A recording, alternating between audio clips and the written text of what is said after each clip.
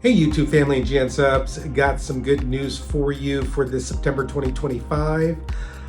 Yes, we're bringing it, folks. We got new law, good moral character in context of citizenship.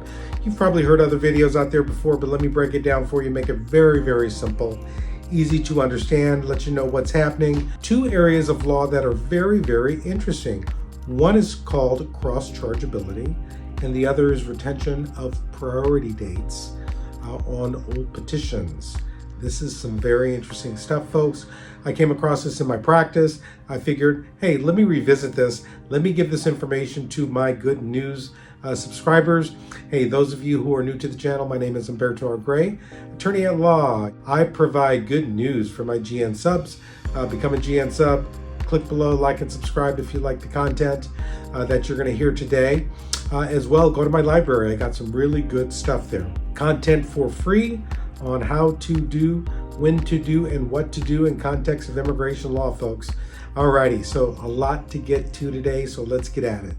All right, so as of August 2025, there is a new standard for good moral character. What is good moral character in context of citizenship? You need to demonstrate that over the statutory period, which is 5 years prior to filing your case for U.S. citizenship, that you are a person of good moral character, all right? Generally, what that means is that you haven't been convicted of a crime. That's what it's traditionally meant. You haven't been convicted of a crime, and basically you've paid all your taxes.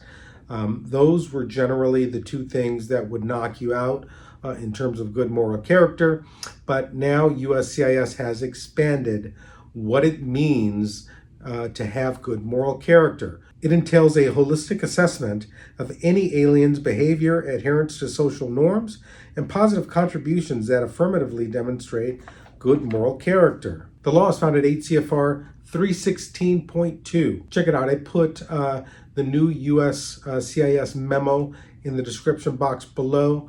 You can go on it. It has links to the law, etc. So what is this holistic approach? What are they looking at, right? What they're looking at are things that you have done affirmatively as opposed to not doing anything bad, not having any bad attributes, right? It used to be you just mind your business, you're good to go. Now you have to affirmatively demonstrate that you have done good things in the community. Community involvement, family caregiving, educational attainment, stable employment, length of residence in the U.S., and compliance with tax obligations. So when you're filing your application for citizenship, now you have to get letters from your church. You have to get letters from nonprofits that you've been involved with. You need to get letters from your job to show length of employment. You need to show educational attainment. You need to show the highest level. The higher the level, the more likely you're going to be found to have good moral character in the context of citizenship. What do I think? I think it's subjective. You know, I know people with impeccable character who never had more than a high school education, you know, who worked in the fields, you know, basically poor people who have, I mean, one thing they do they do go to church. So again, but it's subjective. It's allowing an officer to be subjective in their determination for U.S. citizenship. I think it's going to be appealed, and I think on appeal, USCIS is going to lose because you can't have a subjective standard when you're looking at good moral character. I think it must be objective. There's lots of case law over the years. Again, this USCIS memo outlines that information, and it's good stuff for you, okay? Alrighty, so there is a new law for false claim to citizenship. If you claim to be a U.S. citizen, it is a ground of inadmissibility. It is a permanent bar. There's a current case, Matter of Zhang. Matter of Zhang says that if you have a false claim to U.S. citizenship before your 16th birthday and where you have resided in the U.S. since your 16th birthday, that is an exception to false claim to U.S. citizenship. A lot of people don't know that, folks. That's good stuff.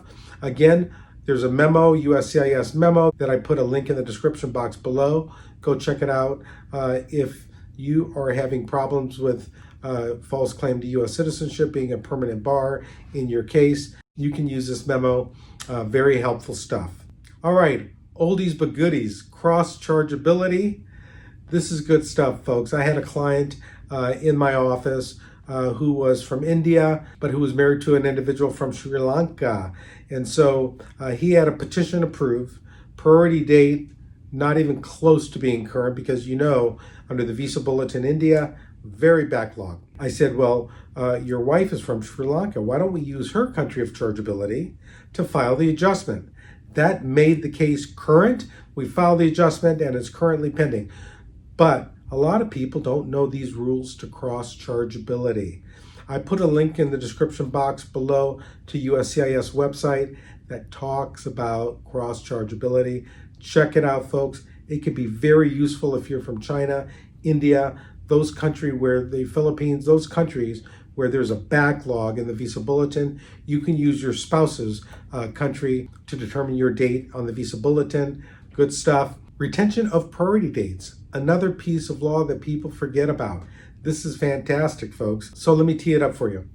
If you have let's say you have two different family petitions, you filed one long time ago, you filed a new one recently, well, guess what? With the new filing I-130 petition, you can use that old priority date. That means your case can become current in a new category and you can file your adjustment. Same with employment-based petitions. I have this one client who had an old employment-based petition, and that employment-based petition, it was under the old special minister provisions, and those provisions have retrogressed. That means the priority date went backwards. So what I did was I filed a new employment-based petition under a labor certification. I got the approval. I used the old priority date from years and years ago. It was current. I filed the adjustment. It's called retention of priority date. I put a link in the description box below here, folks. Go to it. This is the same USC website that talks about cross-chargeability. I have separate video. I talked about that before. You might want to check that out. Retention of priority dates. This is an unbelievable USCIS website policy manual. Go to it, check it out. It can help you with priority dates becoming current. Could be critical in your case, getting it filed, getting your adjustment filed, getting your case to the U.S. consulate abroad for consular processing. All right, YouTube family and GN subs, thanks so much for watching GrayLaw TV. Click below, like and subscribe, and we'll see you next week.